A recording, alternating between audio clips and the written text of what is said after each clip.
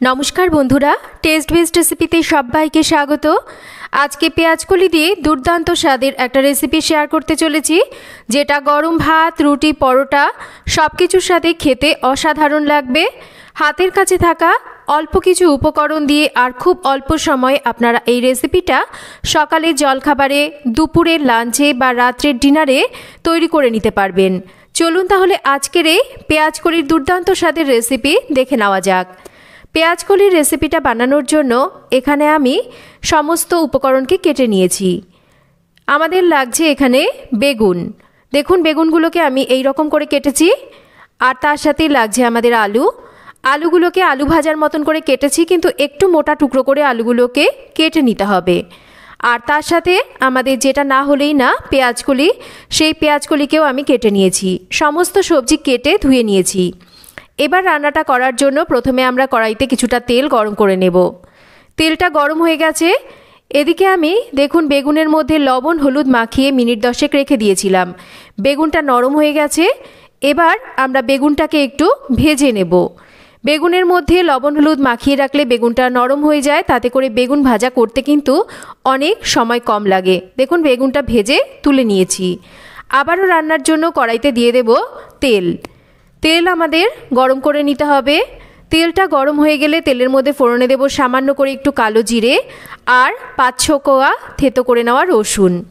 এবার রসুনটাকে আমরা একটু হালকা করে ভেজে নেব। রসুনটাকে আমরা হালকা করে ভেজে নিয়েছি। খুব বেশি লাল করে কিন্তু এই সময় রসুনটাকে ভাজা চলবে না। এবার কেটে নেওয়া আলুগুলোকে দিয়ে আমরা আলুটাকেও একটু ভেজে নেব। রসুন যদি প্রথমেই আমরা বেশি ভেজে নিই তাহলে আলু ভাজতে ভাজতে রসুনটা পুড়ে যাবে। এবার আলুটা মোটামুটি ভাজা হয়ে গেলে এর মধ্যে দিয়ে দিচ্ছি একটা কেটে নেওয়া পেঁয়াজ আর তার সাথে একটা কেটে নেওয়া টমেটো।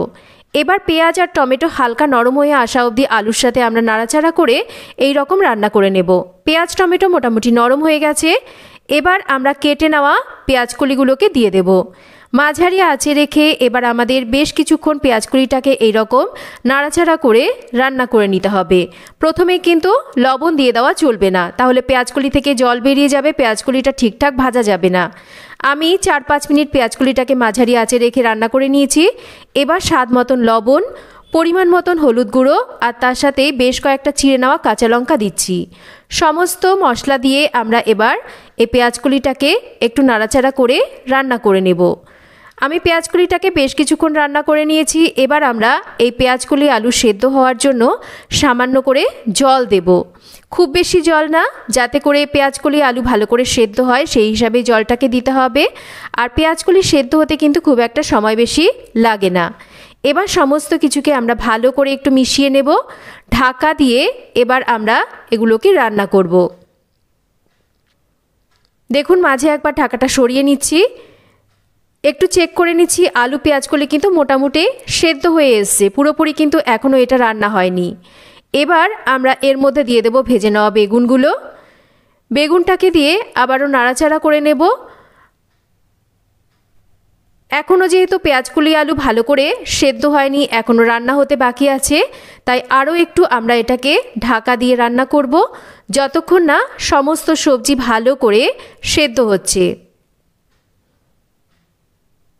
বেশ কিছুক্ষণ আমি ঢাকা দিয়ে রান্না করে নিয়েছি। এবার ঢাকাটা সরিয়ে নিচ্ছি। মনে হচ্ছে সমস্ত সবজি ভালো করে সেদ্ধ হয়ে গেছে। একটু চেক করে দেখে নিচ্ছি। দেখুন সমস্ত সবজি কিন্তু সুন্দরভাবে সুসেদ্ধ হয়ে গেছে।